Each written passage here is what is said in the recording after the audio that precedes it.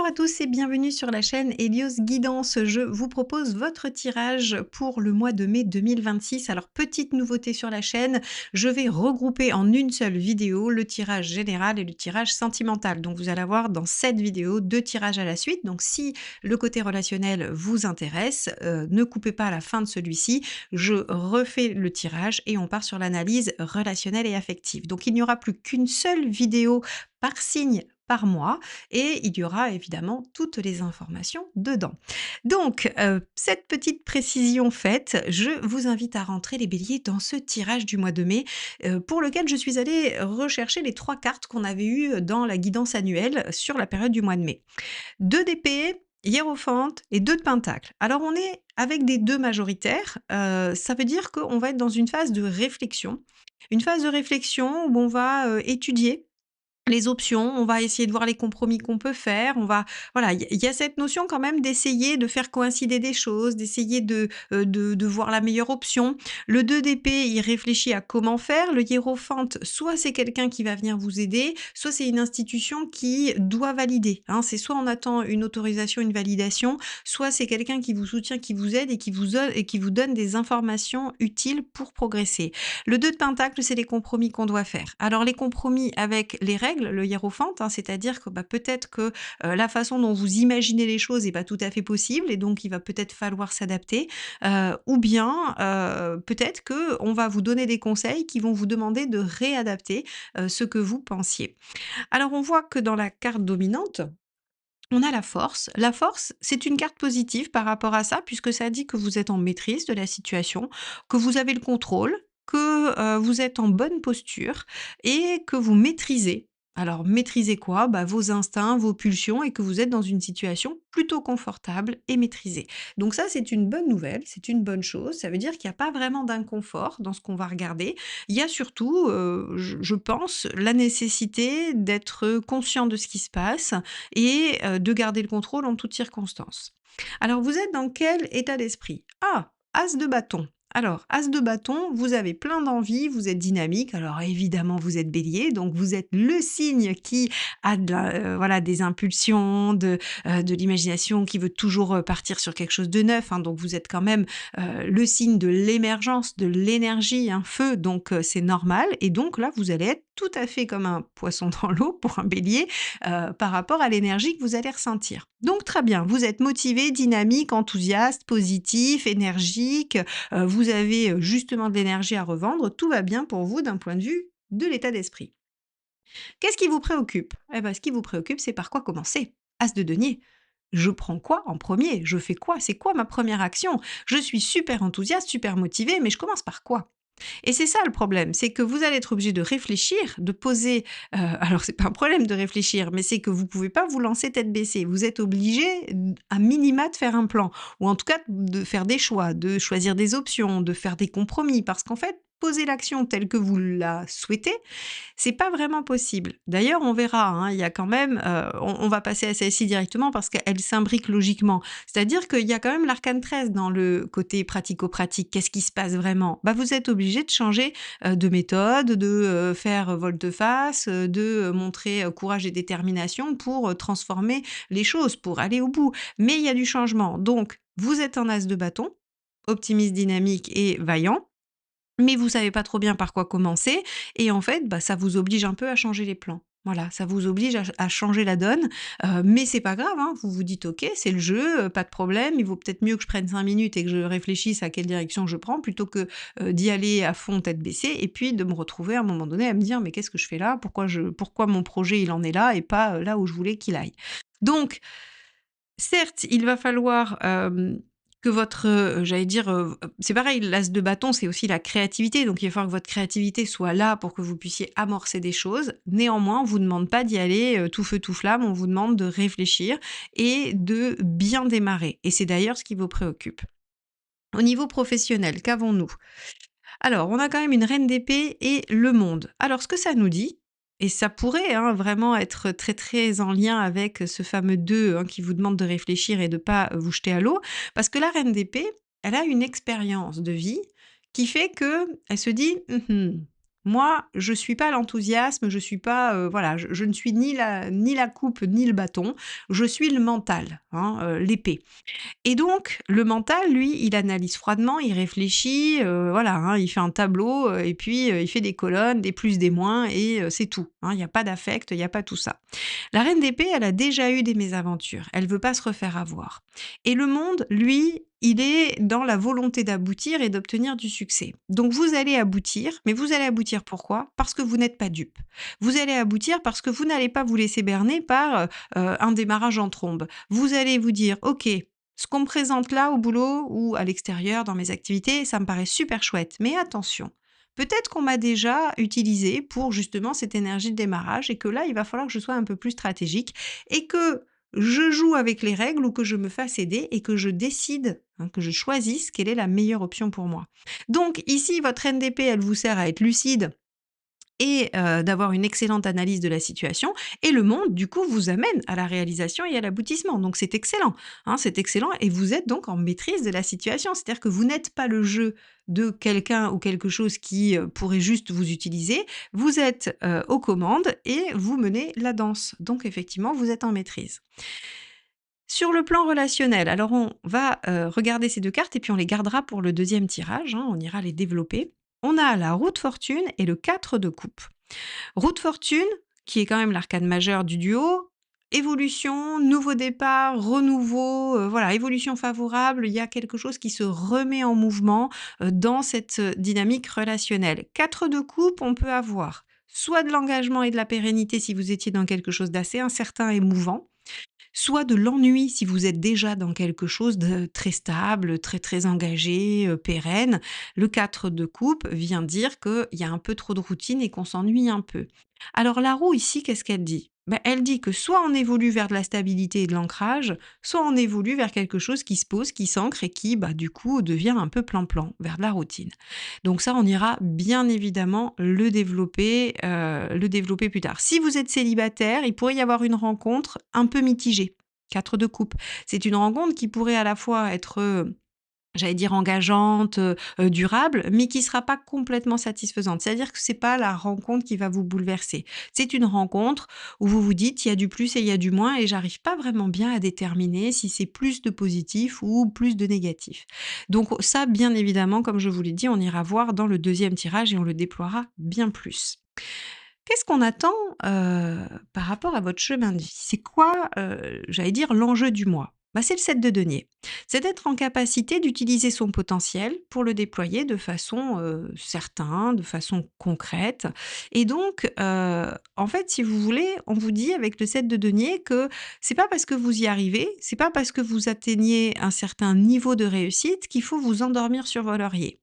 Le 7 de denier, ça nous dit, voilà, vous avez un résultat, alors vous avez le choix, hein, vous pouvez juste savourer le résultat et puis, il est éphémère, voilà, il disparaît, hein, comme je dis toujours avec mon pied de tomate, ça fait rire beaucoup parce que c'est un exemple un peu basique, mais je trouve qu'il est très parlant. Vous avez planté un pied de tomate, vous avez récolté 3 kilos, vous vous êtes régalé tout l'été, c'était super, merci. Mais l'année d'après, il faut aller rechercher un pied de tomate, il faut tout recommencer à partir de la graine.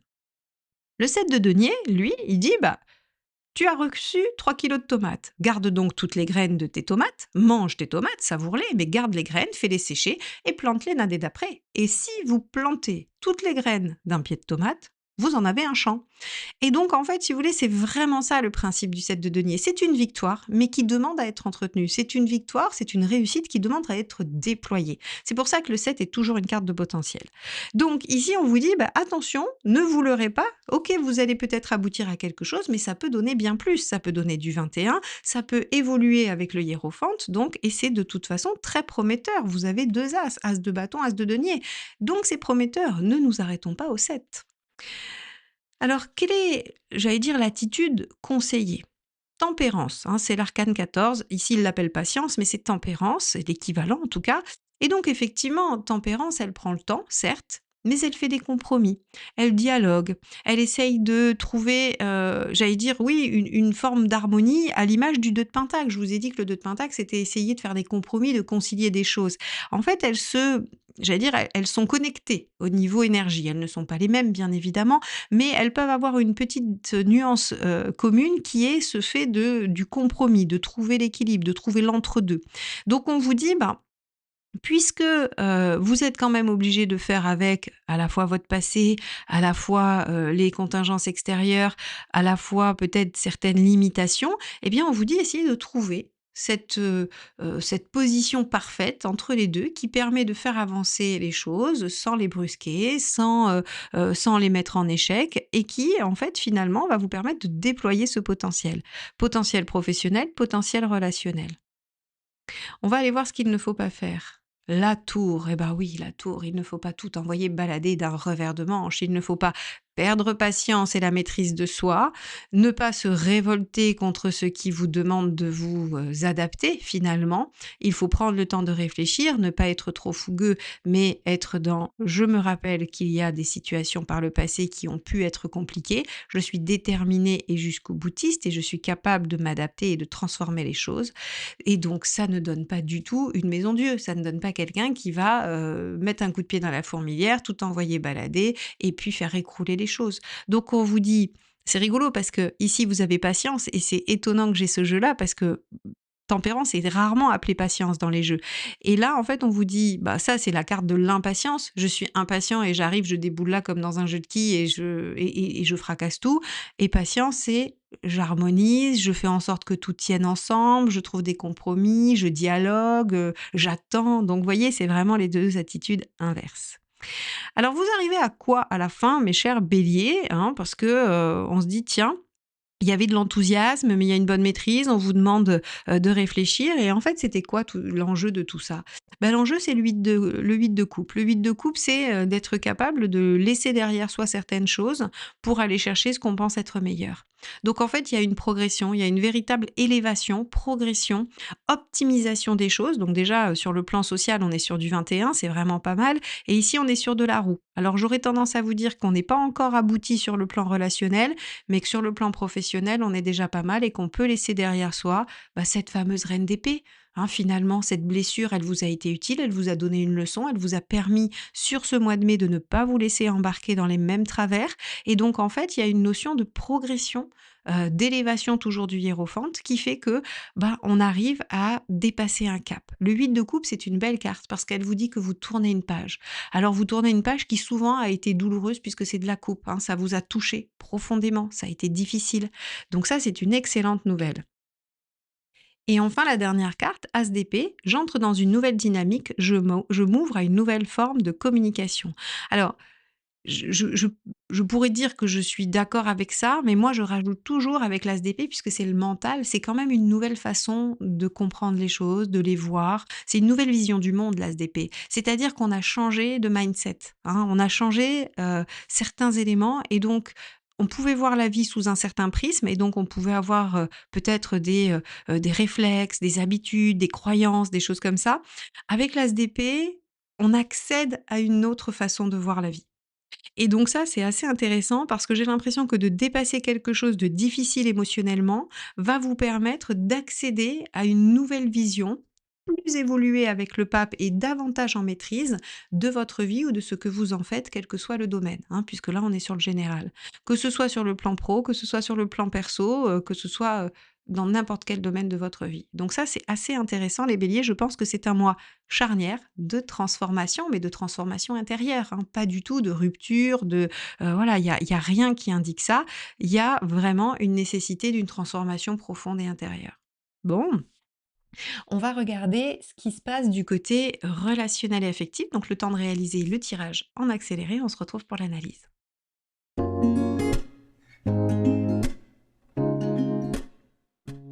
Donc les béliers, on se retrouve avec ce tirage que je viens de réaliser et donc on est parti de la roue de fortune et du 4 de coupe, du 4 d'eau.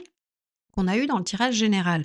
Donc je vous ai dit évolution vers de l'ancrage et de l'engagement ou évolution vers une stagnation, quelque chose qui s'enquiste, ça dépend de où vous partez. Mais avec un chariot inversé, je vous avoue qu'on a plutôt, tendance à penser qu'il y aura des difficultés alors passagère, hein, il faut savoir que le chariot étant une carte qui, est en mouvance, eh bien, les difficultés qu'elle amène sont des difficultés passagères qui ne sont pas du tout, vouées à rester et que l'on peut dépasser. Mais il n'empêche que on devrait évoluer vers quelque chose qui, voilà, qui s'enquiste, qui devient, j'allais dire, moins satisfaisant, voilà, qui peine, qui est un peu compliqué. Alors on va la regarder. Votre tirage, il est un peu particulier, hein. J'ai juste regardé comme ça rapidement les cartes, qui sont sorties. On va faire l'analyse ensemble, mais il y a 2 petites choses qui me paraissent, subtiles, hein, donc on va aller voir ensemble. Donc vous, vous êtes en 2 de bâton. 2 de bâton, vous avez envie de dialoguer, vous avez envie de faire des choix, vous avez envie de prendre des directions. Donc en fait, si vous voulez, vous êtes vraiment dans cette dynamique de roue, et vous avez envie de dépasser les obstacles du chariot inversé. Donc 2 de bâton, c'est vraiment, en état d'esprit, c'est voilà, je suis prêt à discuter des différentes options qui s'offrent à nous pour que l'on puisse en saisir une et qu'on fasse un vrai choix de vie. Voilà, donc vous voulez ça. Alors si vous êtes célibataire, bah, vous avez soit le truc de vous dire: «Bah, je suis célibataire et j'y suis très bien et peut-être que je peux choisir une option qui me permet d'avoir des liens, mais pas forcément quelque chose d'engageant», ou bien: «Je veux réellement quelque chose d'engageant, de sérieux et dans ce cas-là, j'ai envie de m'engager dans cette recherche». Pour les autres, bah, soit vous voulez, tel type de relation, ou vous voulez régler tel problème, ou vous avez envie de mettre en place un projet. En fait, vous avez envie que, à l'intérieur de la relation ou pour la relation, il y ait des choix, hein, des directions de prise. Qu'est-ce que vous voulez vraiment? Bah, le 7 de bâton, vous voulez que vos besoins soient reconnus, vous voulez défendre votre territoire. Alors comme je l'ai dit, dans, plusieurs tirages, le 7 de bâton, c'est cette capacité à défendre ses valeurs et ce en quoi on croit. Donc dans la relation, ça veut dire quoi? Ça veut simplement dire que si vous, vous pensez qu'une relation épanouissante, c'est une relation, où, bah, je sais pas moi, où il y a du dialogue, où il y a de l'écoute, où il y a de la bienveillance, hein, mais, je pourrais dire, n'importe quoi. Et bien, en fait, il faut défendre ces valeurs-là. C'est-à-dire qu'en fait, vous pouvez pas accepter quelque chose qui ne corresponde pas à vos valeurs. Donc vous avez envie de vous engager dans un choix de vie qui défend vos valeurs et qui correspond à ce en quoi vous croyez. Dans quel but? Mais de vivre la passion, l'amour, la joie, le partage. Voilà, le 3 de coupe, c'est quand même cette dynamique positive de l'amour, c'est l'amour passionné, c'est quand c'est réciproque, c'est intense. Et donc, vous voyez bien que, bah, le 4 de coupe, il est pas terrible pour vous parce que vous voulez du 3 et le 3, je vous dis, c'est l'amour jaillissant, hein. C'est voilà, on est passionné, c'est intense, c'est positif, il y a de la joie de vivre. Le 4, c'est quelque chose qui est stable, pérenne, mais qui bouge pas tellement. Donc ici, on voit bien que ça évolue vers quelque chose qui stagne. Alors, ça peut aussi stagner dans l'incompréhension, dans, plein de choses, hein. Mais en tout cas, vous avez envie que les choses évoluent, bougent et que vous dépassiez ce problème-là.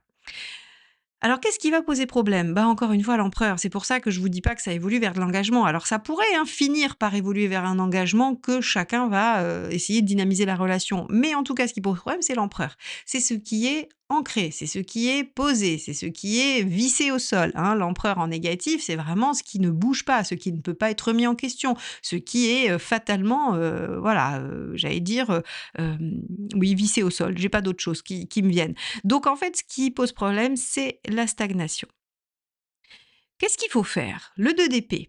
Réfléchir à vos options, discuter, dialoguer, essayer de voir comment c'est possible de faire évoluer les choses parce que le 2 de bâton, c'est, la discussion sur un choix de vie. Le 2 d'épée, c'est, on va étudier, analyser, les différentes options, hein. On va réfléchir à ce dont on a besoin pour pouvoir aller chercher, cette fameuse, voilà, situation épanouissante, joyeuse qui pourrait évoluer vers quelque chose de chouette.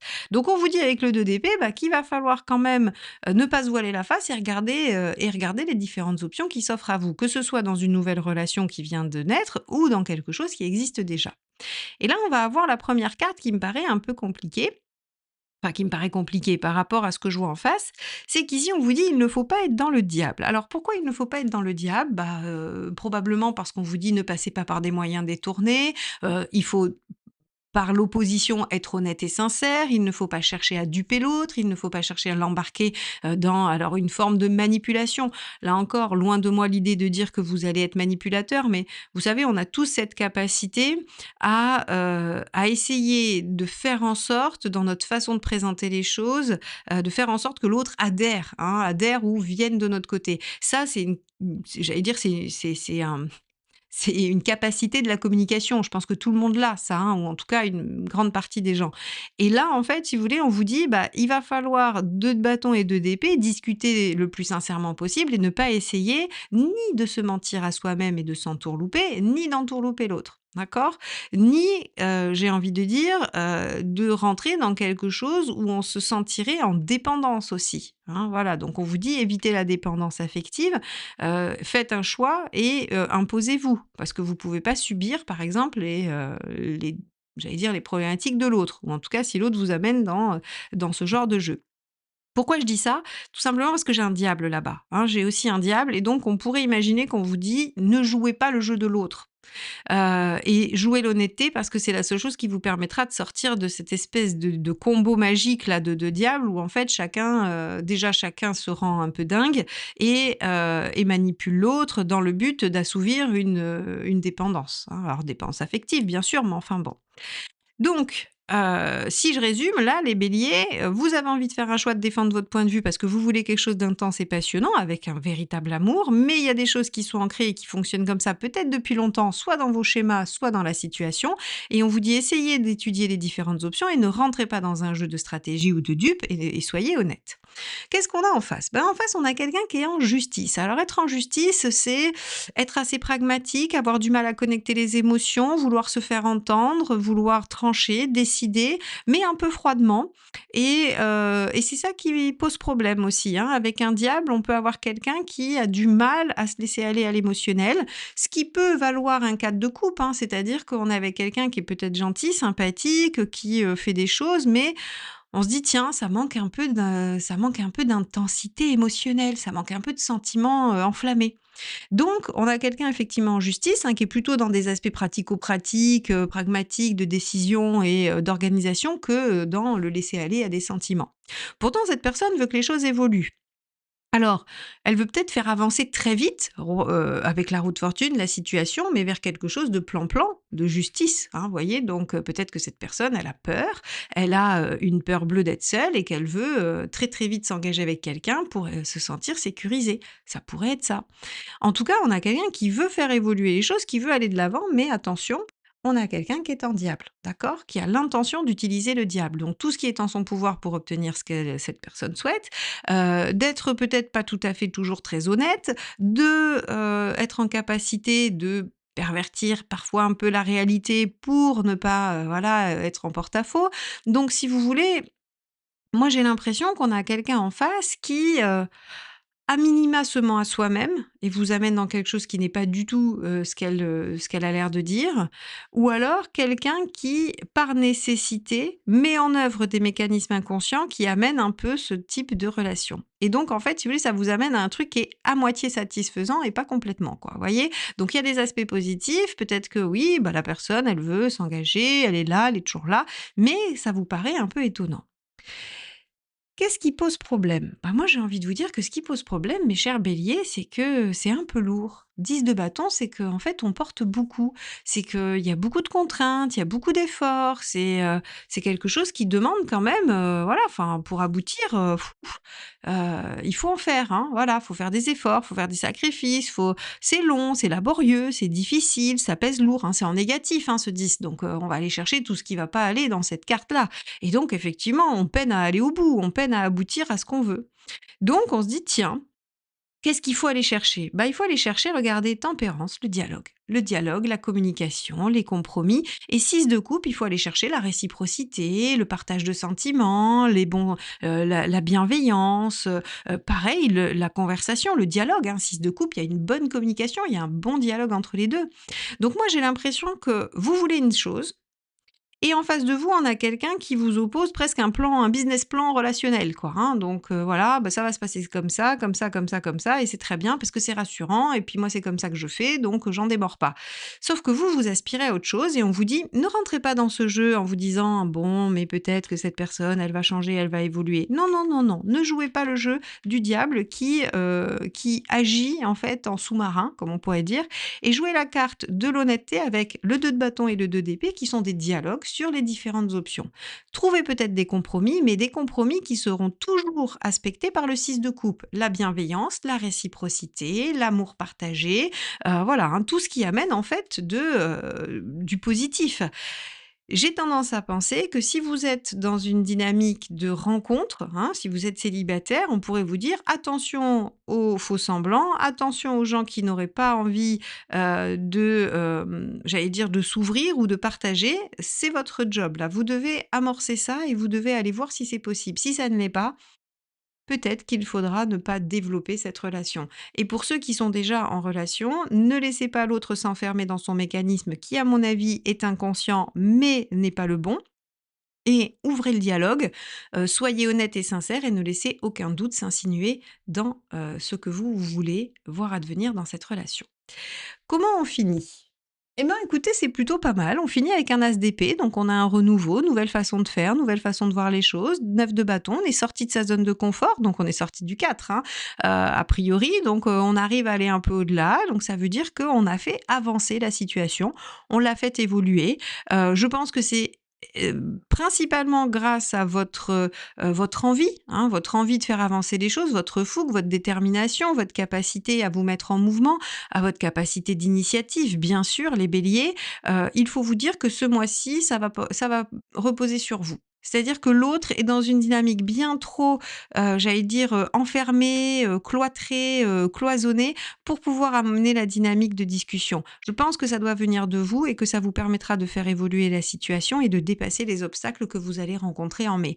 Obstacles qui, je vous le rappelle, ne sont que passagers. D'accord? Donc ça veut dire qu'il y a une issue, il y a une option à choisir pour que ça évolue favorablement et vous débarrasser de ces difficultés. Voilà les béliers, ce que je peux vous dire sur ce tirage. J'espère qu'il vous aura aidé. Si vous avez besoin d'éclairage sur votre situation plus particulièrement, n'hésitez pas à aller voir sur mon site ce que je peux vous proposer en matière d'accompagnement.